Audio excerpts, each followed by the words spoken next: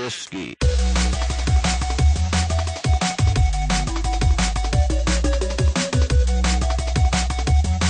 Prabėgus vos porai savaičių nuo varžybų Marijampolės kartodrome Artkart lenktynių serija persikėlė į Smalininkus. Čia įvyko trečiasis Artkart lenktynių serijos etapas. Iš viso pirmenybėse bus 7 etapai, tad po šių lenktynių jau galima spėlioti, kasgi bus rimčiausi favoritai, kovojant dėl pergalių galutinėje įskaitoje. Tarp pačių jauniausiųjų Honda 160 klasės atstovų nugalėjo Ernestas Petrovičius. Gal ne visada jis būna pats greičiausias, tačiau šiemet kol kas jis važiuoja stabiliausiai. O Stanislavas Turenskis laimėjęs ir kvalifikaciją, ir pirmąjį finalinį važiavimą, antrame taškų nepelnė ir etape liko tik 5. Kitas vietas ant garbės pakilos užėmė Kristupas Žukauskas ir Michailas Klonovskis.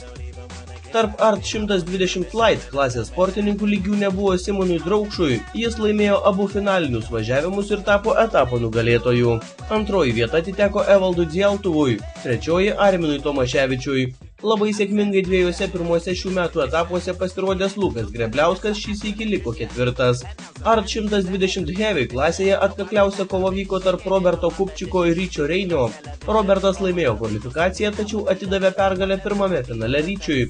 Antrame startavęs iš antros vietos Robertas Kupčikas sugebėjo išplėšti pergalę, o šis laimėjimas jam atnešė ir etapo nugalėtojo vardą.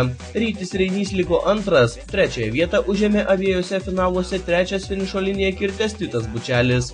Gausiausioje Champion Kart klasėje, kur varžėsi 12 dalyvių, kova tradiciškai vyko dėl kiekvienos pozicijos ir 0,000 sekundės dalių. Smalininkuose geriausiai sekėsi Karoliui Kisieliui, kuris laimėjo ir abu finalus ir kvalifikaciją. Antras abu sykius finišavo Gintautas Matulevičius, trečias Šarūnas Bruzgė.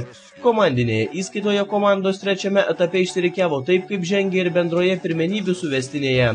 Ir toliau pirmauja LMITKC atstovai, jau turintis 519 taškų. Antri kol kas Artkart lenktynininkai, treti Rotena Racing sportininkai. Iki Artkart lenktynių serijos finišo lieka 4 etapai. Artimiausios varžybos jau Liepos 2 dieną vyks Latvijos Kandavos trasoje. Po to laukia lenktynės Vilniuje, Marijampolėje ir paskutinysis etapas Smalininkuose.